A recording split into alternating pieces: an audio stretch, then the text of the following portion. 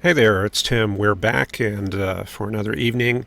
Had a little bit of problems getting the stream going, but I think I've got this figured out.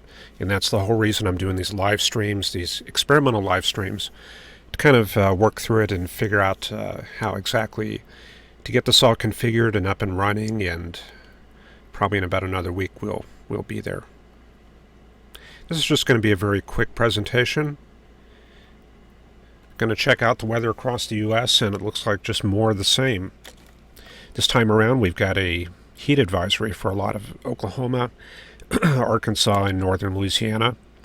Picking up some flood warnings or flood watches in New Mexico as that monsoon cranks up in the desert southwest. And the red flag advisories have shifted north into the northern part of western U.S. And then up north, we got a thunderstorm watch.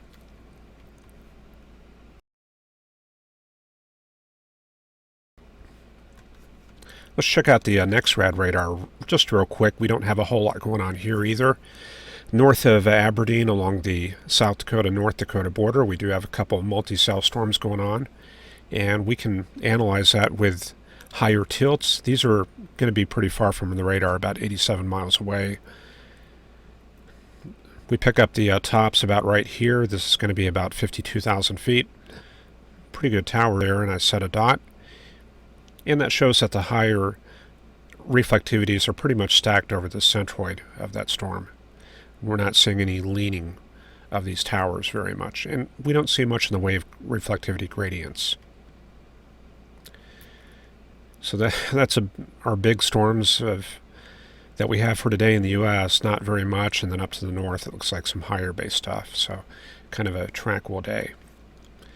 This is the satellite picture. This is the radar, I'm sorry, not the radar, the water vapor imagery. And that pretty much shows the monsoon working its way very slowly northward. Pretty typical what we get this time of year due to that heat low, which is centered in the desert southwest, pretty much in this area here, and that brings inflow from the south from Old Mexico northward like that. And then we get that moisture firing along the mountains, and it moves out into the valleys during the day. Texas looking pretty clear here, and then up north we can kind of see some of the tropical moisture working its way northward. Straight up to Minnesota, and it looks like a little bit drier as far as heading into North Dakota. However, we have to keep in mind that water vapor is mostly sensitive to the mid layers of the atmosphere. So if there's shallow moisture across North Dakota and South Dakota, it's going to be attenuated by a large chunk of the atmosphere, and it's going to show up sort of dry.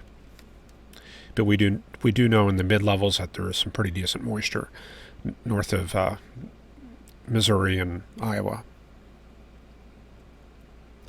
Then I'll just wrap this up very quickly with the 50 millibar chart. Back this up to 18Z, and it's showing that the polar front jet is pretty far north. So hanging around up through Washington and Montana, and then arcing up northward, and you can see a little bit of a wave in North Dakota, and that's helping to get those storms going around Bismarck. Probably got more waves upstream, so probably continue chances of more organized thunderstorms in the north and northwest U.S. later as the week goes on. The tropical high and the high above that heat low has kind of shifted south a little bit, so we've got a little bit of weak flow moving across Las Vegas, southern Utah, and that's helping to organize those storms just a very tiny bit. And we don't see that high built up very much over Texas, so that's the reason why the temperatures are not really too much on the high side. So what do we got here in Texas? Looks pretty typical for this time of year. Very, very boring. And that's one reason I'm doing these experimental live casts.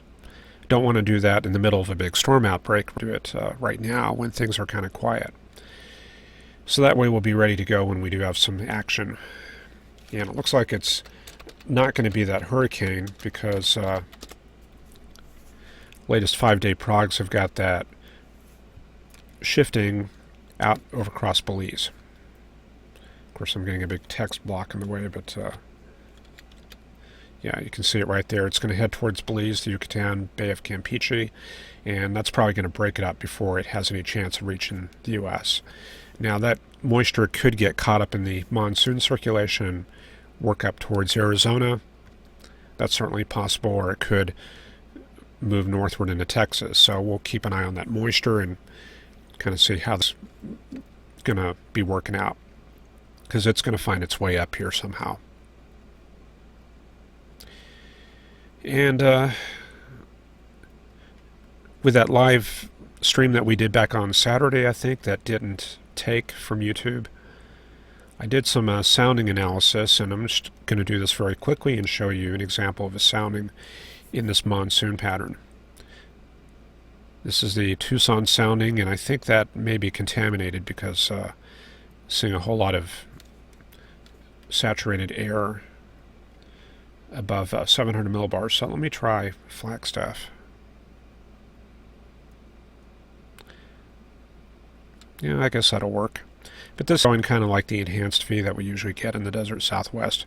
So temperatures at the surface here about 22 Celsius, which is about 72 Fahrenheit. Dew points are in the 40s, and we get parcel lift LCLs of about 620 millibars. That's going to be up at about 14,000 feet. So high-based cells and certainly some positive energy here. Very thin sliver. That's probably about 400 to 500 joules per kilogram of Cape. And what do we have in the Las Vegas area? This is let's check this out. Moisture, of course, a little bit on the dry side. Well, it's come up to the upper 50s, but oh, this is a 12Z sounding. Got to keep in mind, for some reason I thought we were looking at 0Z, but we can modify this for the afternoon temperatures. Say 100 degrees, 100 degree spot is going to be right there. Going to lift the parcel along that dry EBAT, and then the moisture is probably going to lift from right here, and then once it's saturated, we're going to go up the moist EBAT like that. So it looks like we got some decent positive energy. That's going to be about 1,000 to 1,200 joules per kilogram of Cape. And thunderstorm basis on the high side, that's going to be at 650, which is about 12,000 feet.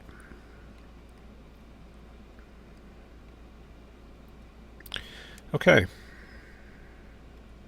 That's about all I really got for today. We'll try this again tomorrow night, and hopefully our feed will come back up on time. Thanks for watching, and I hope you tomorrow.